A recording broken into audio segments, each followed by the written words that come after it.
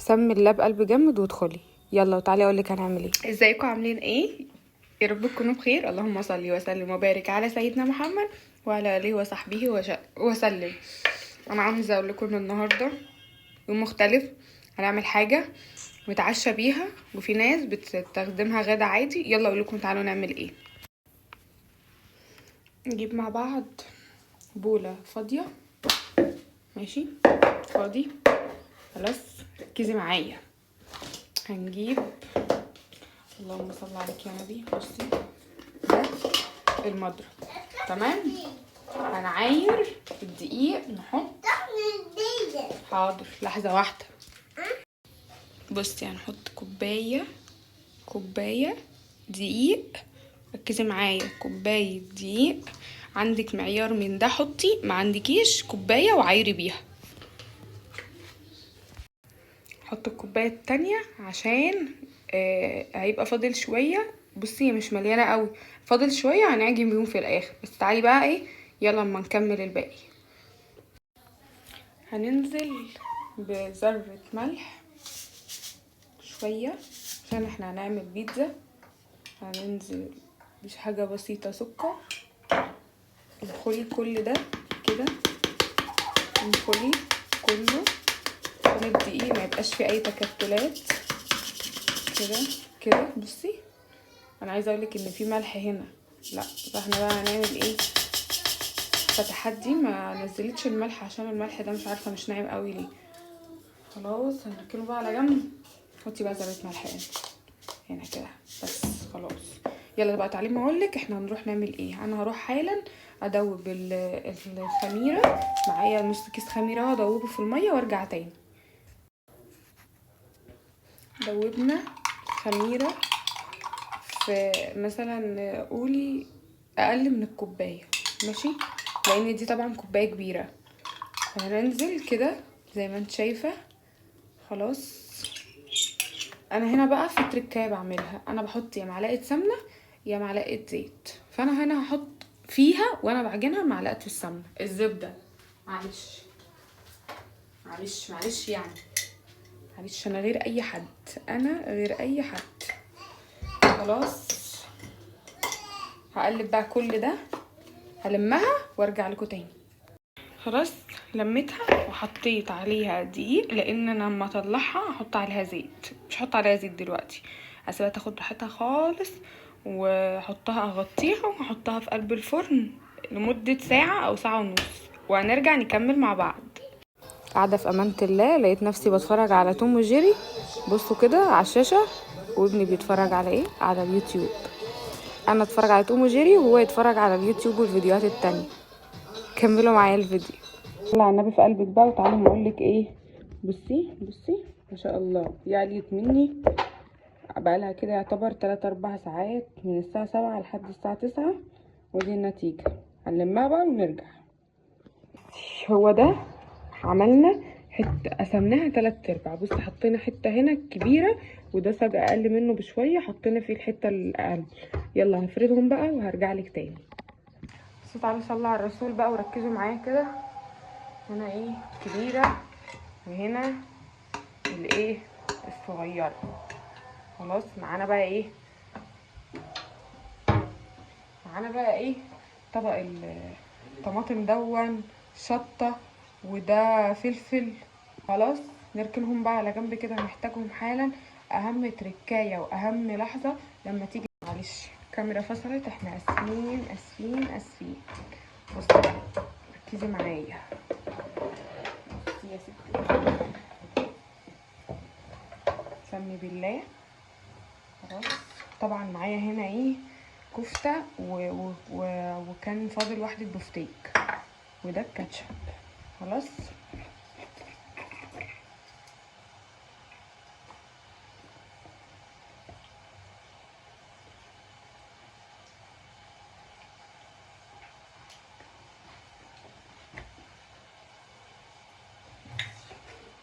هننزل بمعلقة كاتشب ده حامي جدا هنا، ومعلقة كمان، ومعلقة كبيرة هنا، ومعلقة كبيرة هنا، حتة كمان عشان ايه ده اكبر. خلاص نجيب بقى المعلقة دي نفرد، نخلص دي الاول. نفرد كده، نفرد كده كده. ثواني فرشة. ايوه. اللهم صل وسلم وبارك عليك يا رسول الله. بصي حسيتها انا عايزه كاتشب تاني فهنحط، مفيش مشكله يعني، مش بعيد عننا الحاجه. بصي خلاص طالما عندك اعملي، ما عندكيش حطي صلصه. خلاص. عايزه اقولك بس لما تيجي تحطي صلصه، الصلصه بتبقى غامقه عن الكاتشب، غامقه قوي، ما تحطيش كتير. سلام عليك يا ابو مهيد يا غالي. ممكن تعملي دي كمان زي الحلوه اللي انت عاملها دي. بصي بفرشه، الفرشه اللي احنا بندهن بيها الزيت وبنعمل بيها كل حاجه، عمل لي دي كتر خيره والله. بصوا نمسك بقى شوكه نعمل كده. الواحده الست من غير راجل في حياتها بيساعدها تحس ان الدنيا كلها متكركبه فوق دماغها. صح ولا ايه يا ابو مهيب؟ اه يعني لما يكون في راجل بيساعد مراته حاجه حلوه، صح؟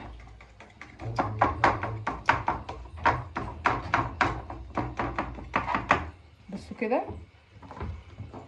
نركنها على جنب، ناخد دي كده كده انا عايزاها حاميه فمش مشكله، عشان دي اللي هيبقى فيها الكفته والبفتيك. بس اهم حاجه التخريمه دي، اهم حاجه. ارميها كلها.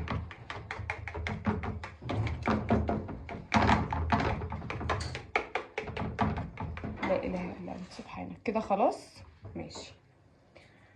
طبعا ايه بقى، هو احنا قلنا بنفرش ايه الاول يا ابو مهيب؟ بنفرش ايه الاول؟ او نحط ايه دي الاول.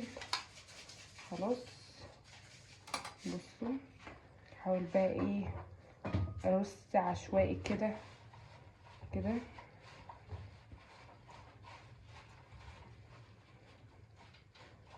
كده بصي رشيهم بقى يعني ايه،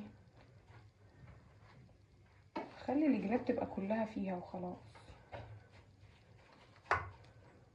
بصوا انا كنت الاول بحط الحاجه دي على الوش وبعد كده بحط الايه الجبن والحاجه، فابو مهيد قال لي لا تعالي كده نجرب كده ما الحاجه دي تبقى تحت والوش يبقى عليه الجبنه، هيبقى طعمها عامل ازاي. بجد كان طعمها حلو، الوش الجبنه ساحت عملت شكل غير اللي احنا عاملينه دلوقتي خالص خالص صراحه. بصوا احنا كده ايه خلصنا دي صح. بصوا بقى ايوه كده كده.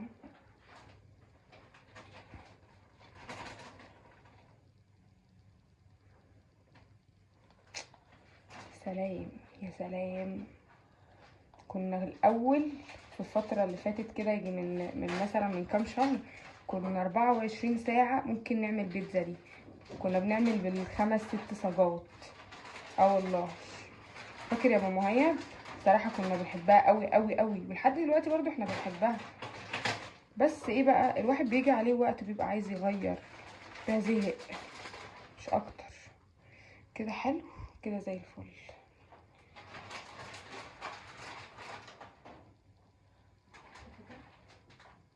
خلي دي في الاخر، الموتزاريلا دي في الاخر. لا بصوا بقى دي جبنه شيدر بتاعت لعبتنا تقريبا. هو بصوا هو كيس عرض كده ب100 هو ب100 صح؟ اه ب100 في 3 اكياس، الكيس 200 جرام 250 جرام يعني حاجة زي كده. خلاص بصوا بقى كان الاول عرض ال5 وده في 3 بس. كان الاول عرض ال5 ب100، دلوقتي بقت 3 عادي. جت عليهم كل حاجه بتغلى، مش مشكله. انا اصلا بجيب الحمد، بس الحمد ما لقاهاش فاضطرينا نجيب دي بقى. انا عارفه ان الحمد انضف طبعا، بس دي برضو كويسه جميله، دي صافيه. ودي جبنه رومي مبشوره. ماشي، هحاول ان انا ما تقلش في الجبنه الرومي عشان انتوا عارفين ان هي حادقه، ومع الحاجات دي ما بتبقاش حلوه. الصينيه التانية احنا هنعملها جبن بس، صح؟ مش هتبقى جبن بس، مش هحط فيها حاجه تانية. جبن بس. خلاص على جنب. عايزه اقول لكم بقى على حاجه، يعني ابو مهاد حالا هيجي يوريها لكم. لما تعملي صينيه بيتزا جبن بس، ما تنسيش تضيفي رشه الملح والفلفل الاسود. ملح وفلفل اسود ولا فلفل اسود بس؟ ملح وفلفل اسود. عايزه اقول لكم بتودي الطعم في حته تانية خالص. والله سيبك بقى من اللي يقولك ايه اعملي صلصه. مش احنا جربنا الصلصه بتوم وطلعت مش حلوه؟ لا، قال لي لا ممكن نحط كاتشب هيبقى طعمها حلو. قعدت بقى فتره بعملها بالكاتشب، الارضيه فيها كاتشب. توم بقى والكلام ده لا، ممكن تعملي رشه زعتر على الجبن بس. انا عندي في التلاجة باربيكيو، هطلعه حالا، وهو ده اللي احنا هنحطه على الجبنه او على هنا اي حته مش هتفرق. بصوا جميله ما شاء الله ما شاء الله. متنسيش اللايك والاشتراك الحلو عشان يوصلك كل جديد. اوعي تخرجي من الفيديو قبل ما تنزلي تحطي الاشتراك وتحطي اللايك، ويا ريت لو كومنت حلو وتشجعينا. بصوا ما شاء الله ما شاء الله، بسم الله الرحمن الرحيم. يلا نعمل ايه بقى؟ احنا ولعنا الفرن، نروح بقى ايه نشوفه ونرجع تاني. عايزه اقول لكم حاجه، الاكياس الرومي والمبشور انا شفت في الفاتوره لقيته بيقول لي لابو مهيد ان ده عرض كان ب50 وبقى ب60 جنيه مش ب100 جنيه. انا رجعت الفاتوره اللي احنا جايبين فيها الحاجه من عنده، قال لي ده هو بيقول 50 واداها لي ب60 جنيه. دي حاجه تانية خالص، احنا دخلنا في حاجه تانية. لا العرض طبعا مش ب100 جنيه، محدش يضحك عليكم. العرض ب50، ولو قالك هو خلص وموجود ب60 خديه ب60 مش مشكله. خلاص انا حبيت اوضح لكم بس المعلومه دي، ده ب60 جنيه او ب50 جنيه على حسب المكان اللي هتجيبيه منه. خلاص كني بقى ده على جنب خالص، وتعالي بقى بصي على صينيه الدلع دي. بصي الصينيه الحلوه دي صينيه الدلع، دي تتسمى صينيه الدلع، ما فيهاش بقى ولا لحمه ولا فراخ ولا اي حاجه، بس الجبن دي بتودي الطعم في حته تانية خالص. وما تنسيش ابو مهيب بيقولك حطي رشه الفلفل الاسود. بسم الله بسم الله ما شاء الله ما شاء الله. دي اول واحده طلعت، دي اللي بالفراخ. التانية لسه هتطلع عشان انا حطيت دي في جنب عالي وكان في جنب هادي. خلاص حمرنا بقى طبق البطاطس هناك اهون، وهنطلعها نقطعها تطلع. طب امسك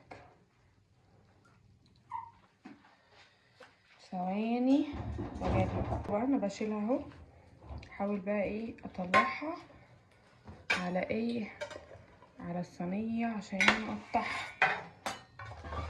نفتخر بقى الصاج ده على جنب كده، نقطعها بقى ماشي كده. احنا بنحبهاش تبقى تخينه، عشان كده احنا بنعمل ايه بنخرمها، فهي دلوقتي رقيقه احنا بنحبها كده. عايزه تخليها سبونش تخينه كده، حطي ما تحطيش الشوكه، ما تعمليش الشوكه، تعمليش الشوكه خالص نهائي. عايزه اقول لكم ريحتها ما شاء الله ما شاء الله جميله، ريحتها تحفه.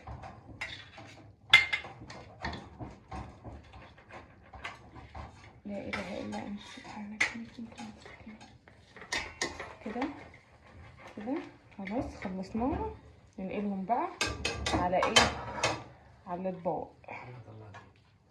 متنسيش تحط اللايك وتصلي على الرسول عليه الصلاة والسلام. بصي كده اهي. بيتزا دي ولا مش بيتزا يا متعلمين يا بتوع المدارس؟ بيتزا ولا مش بيتزا؟ اهي. كلفتنا ايه؟ اقل من نص كيلو دقيق، والله ما يكملوا نص كيلو كمان. حكيتها معظم الحاجة موجودة في كل التلاجات بتاعتنا، اللحمة والفراخ مش مشكلة. تعالي بقى للجبن اللي طلعت دي. بصوا هحاول بقى ايه اقطعها. بتقرمش صح؟ انا عايزة البتاع اللي هناك دي.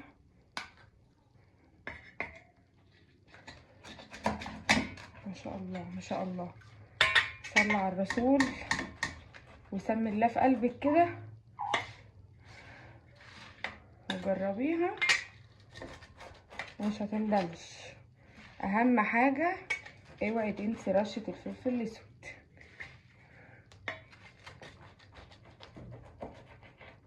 كده زي الفل زي العسل ما شاء الله. يلا بقى شويه الكاتشب بتوعك الحلوين، حته المخلل، شويه البطاطس، روقي الكلام ومش هتندمي. يلا احط الحاجه واظبط الدنيا وارجع لكم.